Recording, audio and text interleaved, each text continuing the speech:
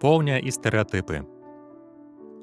Стэрэатып – гэта устойлівае, спрошчанае ўяўленне пра з'яву ці групу людзей, якое перадаецца з пакалення ў пакаленне. Давайце прыгледзімся на стэрэатыпізацыю з ракурсу, як мы плануем сваё жыццё, а таксама, як бачым будучыню нашай краіны. Тут большасць з нас хутка адкідае рэчаіснасць духоўную, а найперш ідэю веры ў Бога. Таму што Бога мы неяк не бачым. І, маўляў, ці наогул патрабуем яго.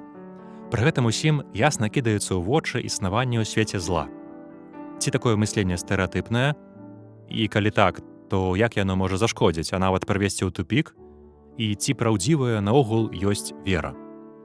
Пачнем з таго, што часам сустракаем людзей, якія гавораць аб сабе, што вераць у Бога, але ў жыцці не паводзяць сябе згодна з прынцыпамі хрысціянскай любові.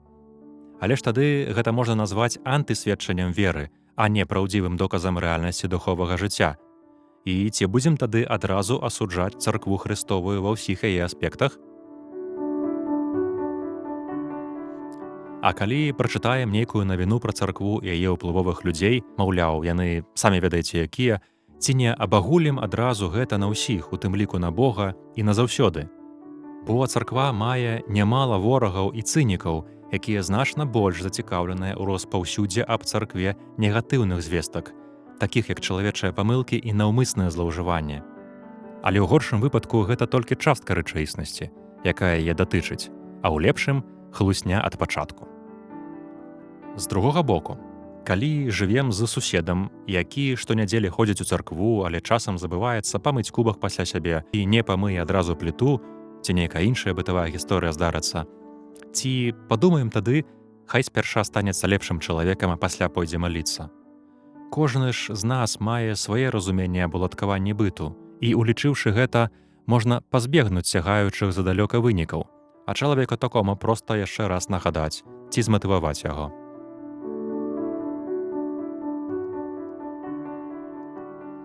Калі нехта з нас вывучаў тэалогію і ўжо разабраўся ў пытаннях веры, належыць да сур'ёзнай супольнасці, ведае, як працуе царква, маўляў, як звычайная чалавечая арганізацыя, а сустрэне чалавека, давяраючага аўтарытэту царквы, з верай больш простай і супольнасці іншай, ці тады не асудзіць яго за наіўнасць ці іншую неадэкватнасць?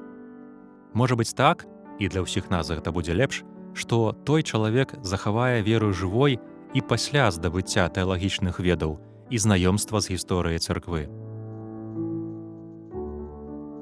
Далей, калі гаворым пра сябе, што маем веру ў сэрцы і нават робім добрыя ўчынкі для людзей, не як тыя веруючыя, то ці не адразаем сябе ад магчымасці паглыбіцца ў крыніцы дабрыні аўтэнтычнае, крыніцы салідарнасці, справядлівасці ды проста любові да сябе і ўсіх іншых, якая безумоўная.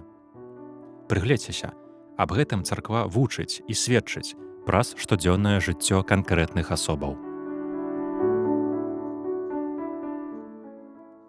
Калі некалі ў дыскусіі скажам, што гэта ты святы, а жыццё ж яно іншае, то што тады маем на ўвазе пад словам «жыццё»?